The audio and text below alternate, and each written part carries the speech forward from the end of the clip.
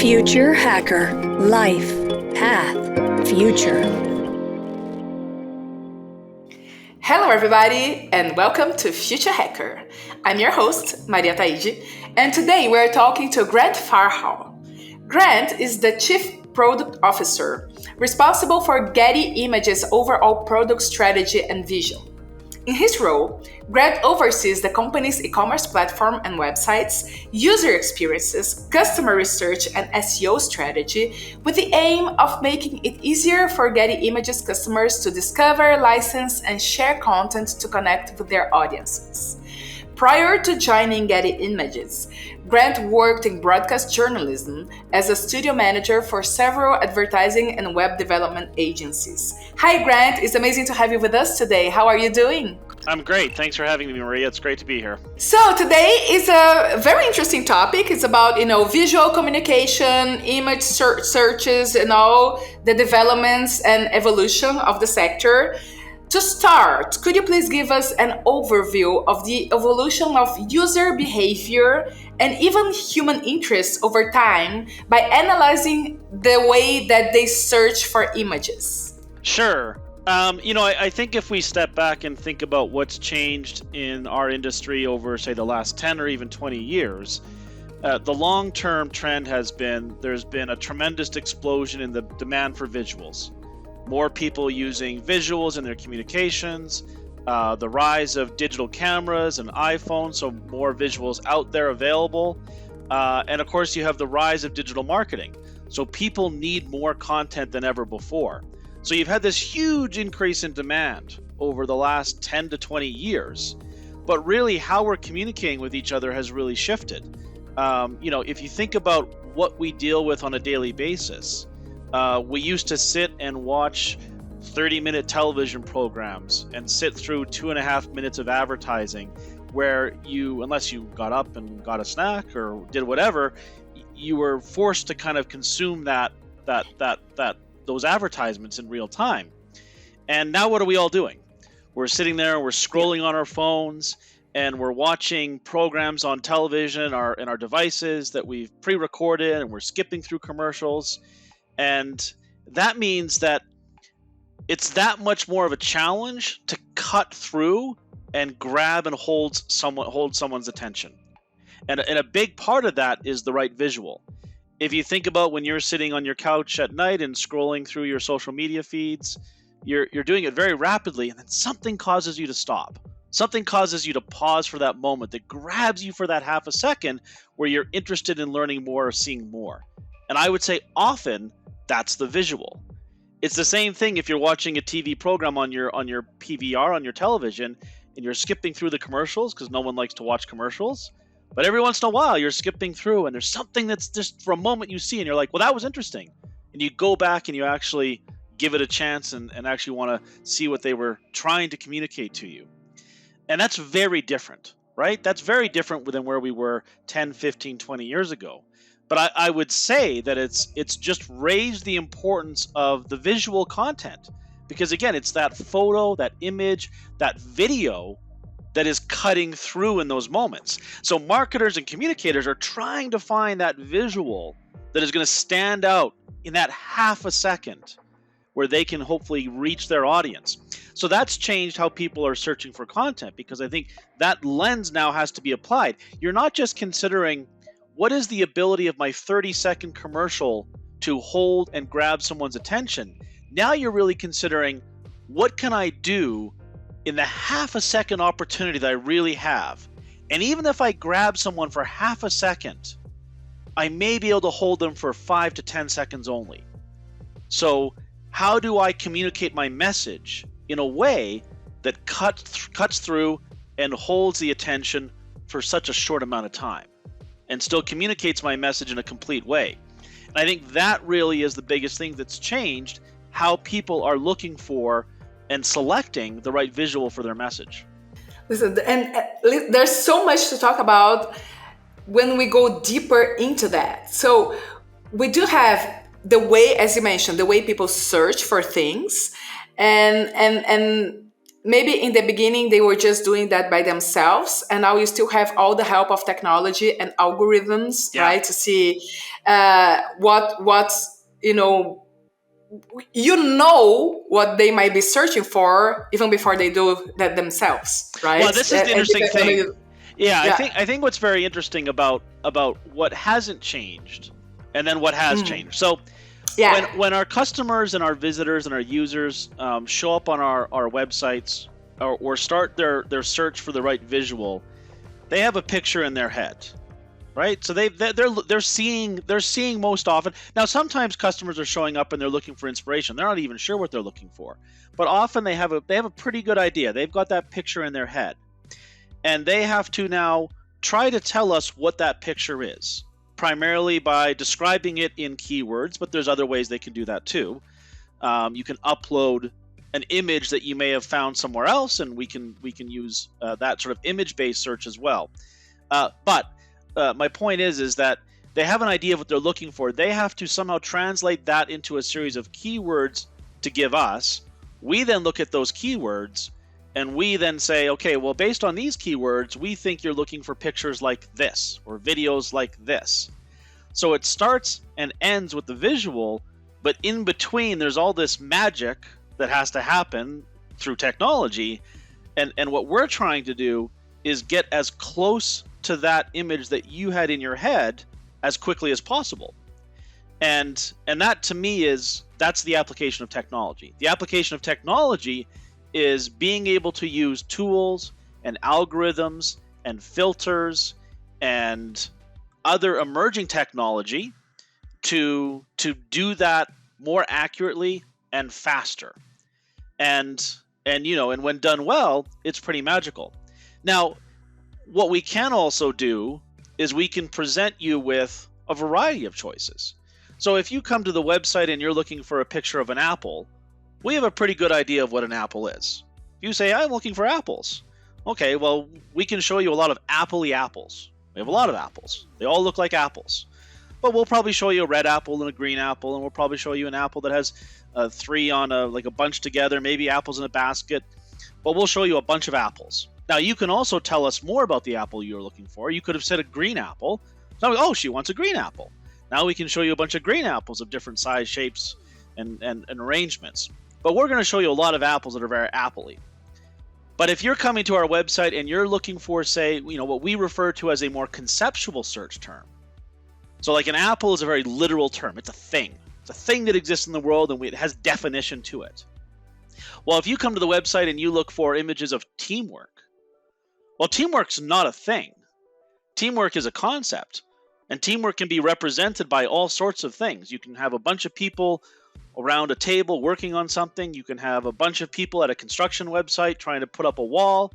You can have an illustration that has a drawing of people linking hands. Like, there's all sorts of ways that you can represent that concept of teamwork. So we'll show you a bunch of different ways, and then you can narrow in and select the ones that you think are most relevant to what you're trying to communicate. So it's very different depending on the type of thing you're looking for. But I think that's, again, where the technology is really being applied, is how do we get you fastest and most easily to that image that you had in your head. Or maybe we can show you something different. Maybe you had an image in your head, but we show you a different way of representing that concept. Well, that's even better. Now that's also magical too, in terms of like being able to delight you by showing you maybe a better way of talking about that concept that you're trying to communicate.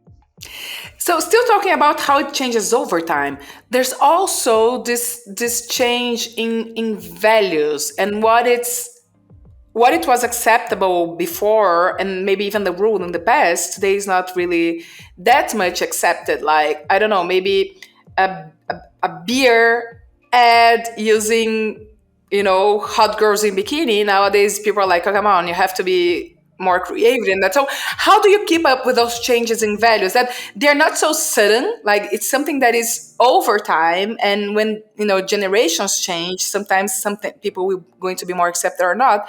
And also when talking about diversity, right, there's this big pressure of people saying, you have to be diverse. People have to be able to recognize themselves depending on the message that you wanted to pass. So how do you deal with that? Well, I mean, I think that's part of it that I find endlessly fascinating. Is I think you're right. I think you have things that are changing in a very long term and more of an evolutionary type of way. If you were to go back 20 years and look at how women in the workplace have been represented in visual content over the years, over the course of 20 years, and we've done this, you would see that it's become a much more diverse, authentic, and I would say healthy representation over time. But that took years, right?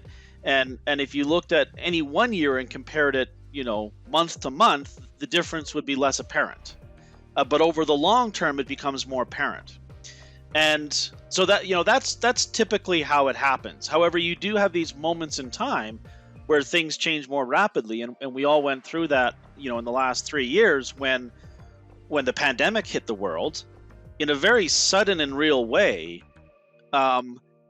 The way that we represent and visualize and the way that things looked changed overnight.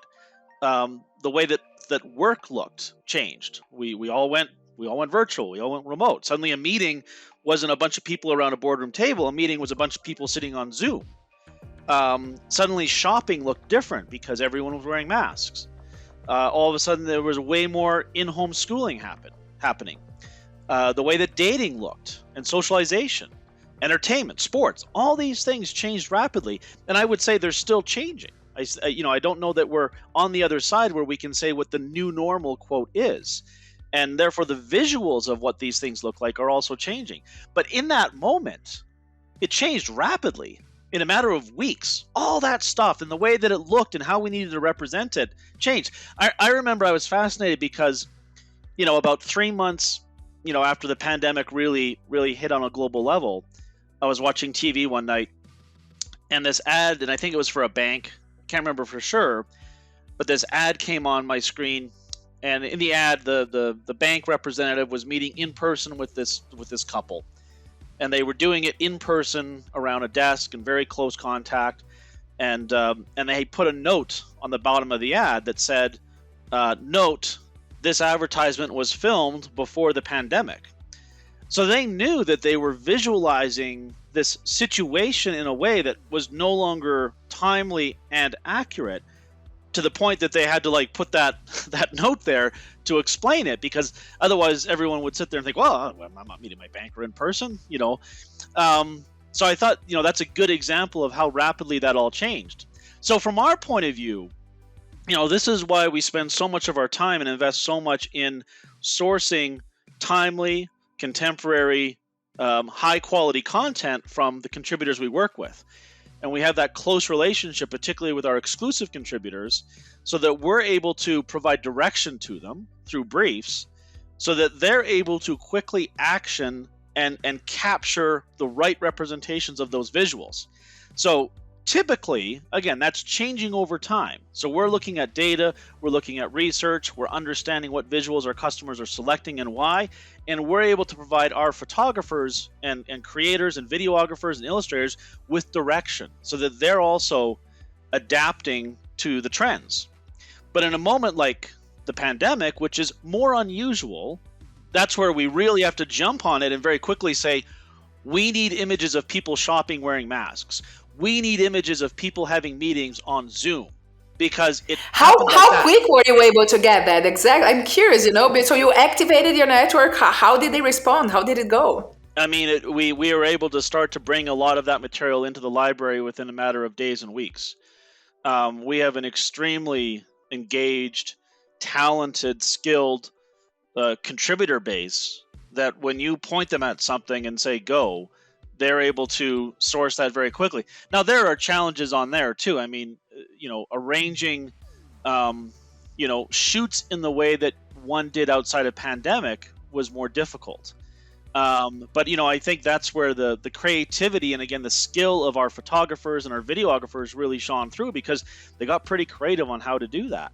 And some of it was just being able to understand the moments around you, and a lot of, I think, being a photographer, and I don't claim to be one. I do it as a hobby, but often, when I think what makes photographers really talented is they're able to just see the moments around them.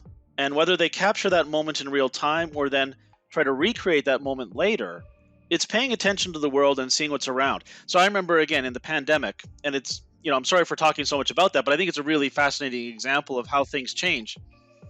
A few weeks into it, when everyone was, and I'm living in Canada, so, everyone's experience was different. In Canada, we went through a period where we were pretty locked down, not the extent to that other places in the world were, but everyone was largely staying home. And I just needed to get out of the house, so I went for a drive one day, and of course the streets are empty and the stores are all closed at this time. And I came into this parking lot, and in this empty parking lot there were these two pickup trucks that were backed up back to back, and there were two gentlemen sitting in the back of their pickup trucks, each in their own truck, facing each other, drinking coffee and talking. And I thought, wow, that's what friendship looks like in what the world is today.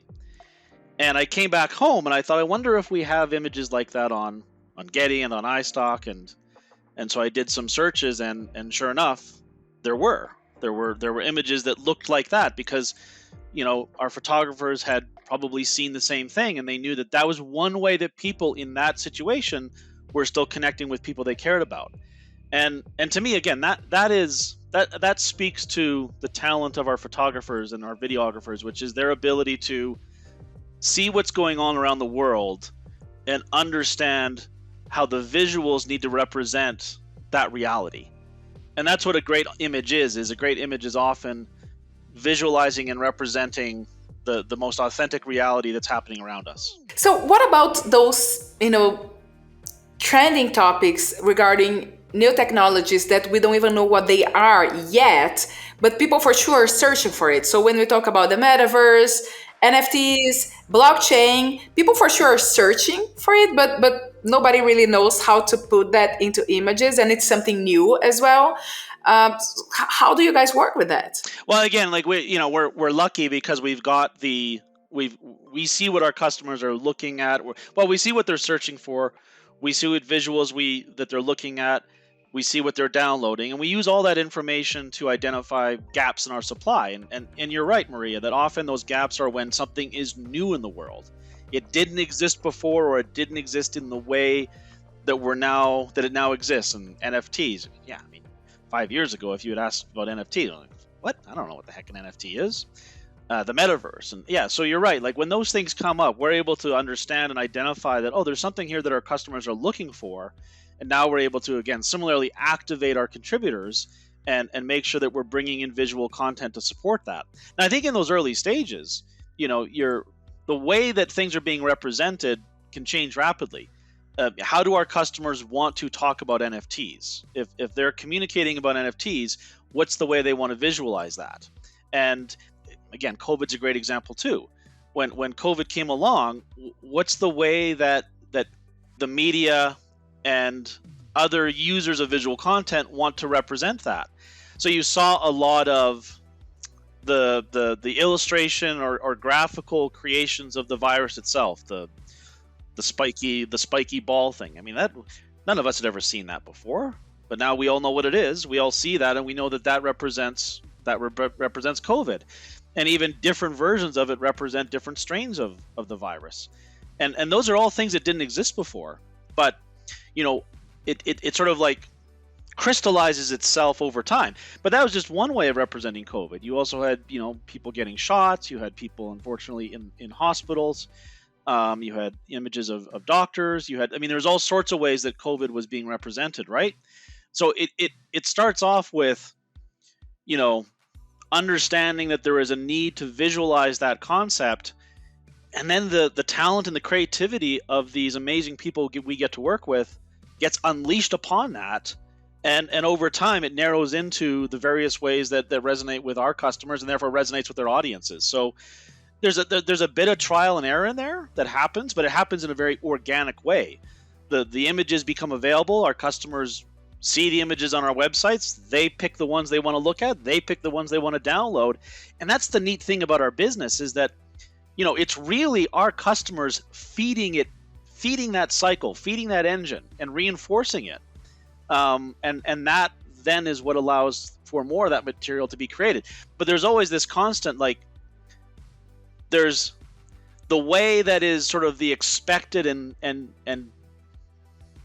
established way of representing a concept, but then we're always striving to, well, what's a fresh perspective? What's a unique way? What's a different way? And that goes back to where we started, right? Because people want to cut through. Our customers want to cut through the visual noise. How do you cut through? You have to be different than. You have to stand out. You have to be showing your audience something different than everything else that they're seeing, because we're all being hit with. I mean, the visual landscape we're being hit with. I don't even know if you sat down and thought about how many images do you think your eyeballs see on a daily basis? I have no idea. Hundreds, thousands? Now, you may only see them for a quarter of a second, but they still hit your brain. So this challenge of cutting through is really what everyone's trying to do. So yes, I could use the standard visualization of whatever concept I'm trying to visualize, but if I can find something unique that has a better chance of breaking through that visual noise, that's what everyone's trying to find. So going back to your community, your content producers, right? I could imagine that in the very beginning, like decades ago, they were like professional photographers. And then, as you mentioned, everybody got a phone, everybody can take pictures, and people have access to tools that are more accessible. So the idea of those creators got like almost to anybody can be it. I would imagine that it could you expanded somehow your community not only to those professional photographers, but talented people overall without professionally doing that. So my question to you is, do you envision somehow also AI getting into your community as content generators and just playing with it like robots, like machine? What's your thoughts about all this buzz around AI generating images, creative images from scratch? Do you see it as just a tool? Do you see more as a competitor? What's your thought about that? I mean, I think certainly broadly speaking, I see it as a tool, and I see it in the long term as a tool that can potentially be helpful to customers. In the current state, we have banned AI generated content from our websites because we don't view that it is currently safe for customers to use. So if you think about what do we offer our customers, we're really allowing them to create more efficiently. And creating more efficiently means we're trying to save them time, we're trying to save them money, but a big component is that we manage and eliminate their risk. So as an example, I was listening to a customer interview of ours the other day, and one of the questions that was posed to this customer is, well, why do you use Getty Images? And she said quite succinctly, I use visuals and content from Getty Images because if I know if I get it from Getty, no one's coming after me. So she has the peace of mind that if she is sourcing copyright and legal indemnification, and basically if she uses that image for her commercial purposes, that she has the full rights to do so, and that she doesn't have to worry about someone coming after her, someone suing her, someone saying that you can't use that. And that peace of mind, that safety is really important. So now when we look at what is happening right now in the AI space, I would say that there are open questions that need to be settled about how these tools were trained, on what material, and what the outputs of these tools produce, including instances, and you can find them, where it produces copyrighted intellectual property visualizations. So we're not going to introduce something to our website that creates risk for our customers until those questions get settled. So that's our current stance. Now, that's not to say that we are not against AI. I would say that we are against the current reckless approach that's being applied in the current development of some of these tools. And why? Again, because we are not going to put our customers at risk. They know right now when they get content from us, they can sleep easy knowing that they are safe to use it. We're not going to undermine that. I think as those questions get settled, now you start to consider how can you offer some of these capabilities to content producers and to customers in a way that helps them achieve what you and I started about at the beginning, which is how do you get people to the right image and the right visual as quickly as possible. But again, right now, there's just some things that need to be settled. Yeah, I completely agree with you. There's too many open questions here: ownership, plagiarism, ethics, and also bias, right? And this is something that I also would love to get your thought. Is that when I was reading about DALL-E and all those tools that are creating, they were reinforcing so many stereotypes because if you're using machine learning, it's going to use the best and not whatever new projections we want to the world. So if you search for CEOs, you're just going to get white men, and so this is something that if you want to change the way people are seeing that, you need something specially produced and specially curated so you can project the future you want and not only use the past for it. And this is something that you can get by having a community thinking about that as well. So do you believe that there's a big discussion that we have of how bias is something that will exist, and that's it, that's human nature, but how to try to educate and decrease bias in when you search for sports, you see more image of girls. So can you actually see this evolution or this attempt of evolution talking about your image bank, right? So because people need to want those images for you to have it there. It's not just about having it there, but you have to make it available, but it's supply and demand. Do you see this effort of trying to be more inclusive when it comes to those image representations? I mean, I certainly do. And I think it's about being more inclusive. I think it's being about more diverse. I think it's about being more authentic. And it's a big, beautiful world full of big, beautiful people that look very different. And we should be able to show visuals of all those different people doing all the different things. Ultimately, imagery is about capturing real people doing real things. Now, that isn't to say that you're not still making a photo. You are, but you're still trying to represent the authentic way that the world works. When I'm in the grocery store with my daughter and she's looking at magazine covers on the rack, I want her to see a variety of how women are being represented in healthy and diverse ways. And I think that the world has been moving in that direction for the last number of years. But now you've got this other thing happening with AI. And you're right. And I would encourage, don't listen to me. For your listeners and for people who are really interested in this, take time and look at content, look at photos.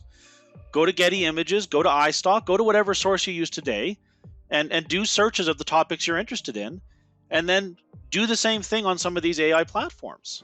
And compare and contrast. Make your own judgment. But the CEO example is a great one. If you use some of these AI tools, you will see that it generally outputs white men wearing suits. Well, that's a very, very narrow definition of what a CEO in this world looks like. If you go to our websites, iStock, Getty, Unsplash, and do searches for CEOs, you'll see that there's all sorts of ways and all sorts of people that represent the concept of a CEO. If you do an image search for doctor, do you typically see men? If you do a search for nurse, do you typically see women? Why? That's not what the world looks like. And the way that this technology works is, there's definitely risk here to propagate those biases. Is that solvable? Absolutely, it is solvable. But it's solvable if the AI is being developed in responsible and thoughtful ways, and in a way that sustains the creation of the actual content that it needs to learn. And that's another part of this that is important, which is a lot of these tools, a lot of these AI generative services were trained from scraping the web and using images from artists and creators without compensating them, and without their permission. In my view, technology works best when it is paired with the human being. It isn't that the human being is only necessary or the technology is only necessary.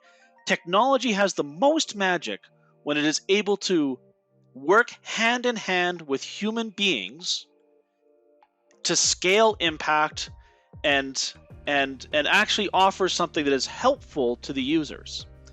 And so again, we're not Luddites. Getty Images has always been at the forefront of technology. We were amongst the first companies that really digitized visual content. We basically with iStock created the micro stock and the mid stock sector of the business. We leaned into sourcing content from iPhones and digital cameras. So no doubt that AI is part of our future. But again, we think that there are some important questions that need to be settled and some important problems that need to be solved. And then we can figure out how to offer it to our customers in a way that actually helps them solve their problems. But the bias thing you raise, I think it's a really, really good point. And again, you don't have to listen to what I'm saying or Maria's saying.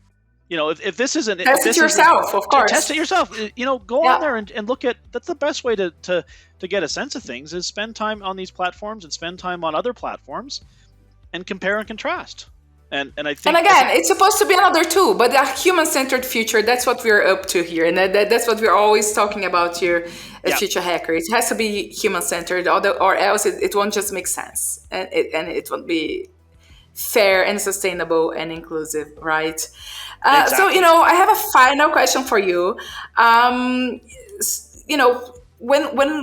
When we talked about artificial intelligence, we talked a little about machine learning, and when we discuss here all the potential we still have for the future when we involve even quantum computing. So my question to you is, what are the trends for visuals for the coming, decades? Besides all this part that we have no idea about, but how do you see technology evolving and also human behavior? Any expectations that you guys have? Anything that you're releasing to the market maybe that you could be talking about? Well, if we were, I probably wouldn't be able to talk about it here. I would say there's always things that we're working on that are exciting. We have a great partnership with Bria, which is an AI a company. But they share a lot of our core values and they're really focused on ethical and responsible development of artificial intelligence. We are using their technology and that partnership to start to offer our customers the ability to deeply modify visuals. So it's being able to take an existing image and change the things that are in that image. So that's something we're working on right now, and our customers will start to see some of those things released. In terms of the broad trends, I think a lot of what we're seeing right now is just going to continue. And again, it goes back to that need to cut through and finding the creative ways to do that. I think the trend towards authentic representations and diverse representations is going to continue. If you look back at stock photography, again, 10, 15, 20 years ago, the initial sort of version of stock photography was really the opposite. It was all very highly produced. Every pixel, every detail was staged. It was always cast with professional models in professional settings. And I think where we're heading now is again more that customers are looking for something that feels natural and real. And that's everything within, right? Does the place seem real? Does the person seem real? Is the reaction on their face real, or does it seem staged? And again, I really am fascinated by the fact that authenticity is something that is still created, and skilled photographers and videographers are able to, shoot in such a way. You see with some of our most skilled photographers, for instance, that they've really stripped down their lighting kit, so they're no longer showing up to shoots with these massive kits of lighting that they set up and stage. They're really leaning into using natural lighting and using whatever is happening in that moment, in that place, in that time, as a way of capturing authenticity. And to me, that's fascinating, because for me, and this is again my own personal opinion, I've always really resonated, and what's resonated with me with photography is when it is capturing a real moment that I can look back at. When I look at the photo, it reminds me of that real moment that I experienced. And I think that's what we're all seeking. And when we have a visual that strikes to our core, it's because it evokes some sort of emotional response to us. It provokes a feeling, and sometimes it's a feeling of nostalgia or a memory we had, or an association with something in that image that just connects with us. And I think that's what everyone's looking for. So I think that trend towards authenticity and how creators and content producers create that, I think that's where we're heading. And then I think your point from earlier, and how do we do that in a diverse way? How do we, again, I just think it's such a fascinating big world out there, and everyone is fascinating in and of themselves. So why should we restrict ourselves to narrow depictions of people, places, and things? We should be expanding that out always. And I think there's still work to do there, that we can still improve, and that the world can still improve. But that to me is that's the trend that's just going to continue and evolve. But I love the fact that that's where the world is going, and that's what our customers are asking from us. That's what they want. And I think you see it in the work being produced. I think sometimes, again, if people are as passionate for photography as I am, then great. I don't expect everyone to do this, but sometimes I like to not skip through the commercials. I like to slow down and watch them, because I like to see what is being used in those advertisements, what's being used in terms of visual content. It tells me something that's important to my job and for what we do at Getty Images, but I also think it's just interesting to see how that's evolved over time. And I like to think about, when I see that work, I like to think, what choices were they making and why? And to me, it's moving all in a very healthy and positive direction. That it's one of the reasons I'm passionate for the work that we do at Getty Images. Because if we can help with that, if we can provide our customers with those visuals so they can do that, and they can cut through and they can land their message, but using visuals that are more diverse and healthy representations, I'm all in on that. That's awesome. That's why I show up to work every day. I absolutely love your passion about it, Grant. It was such a pleasure to talk to you. Thank you so much for being here with us today. Anytime. This was fun, Maria. Thank you very much. Future Hacker. Life. Path. Future.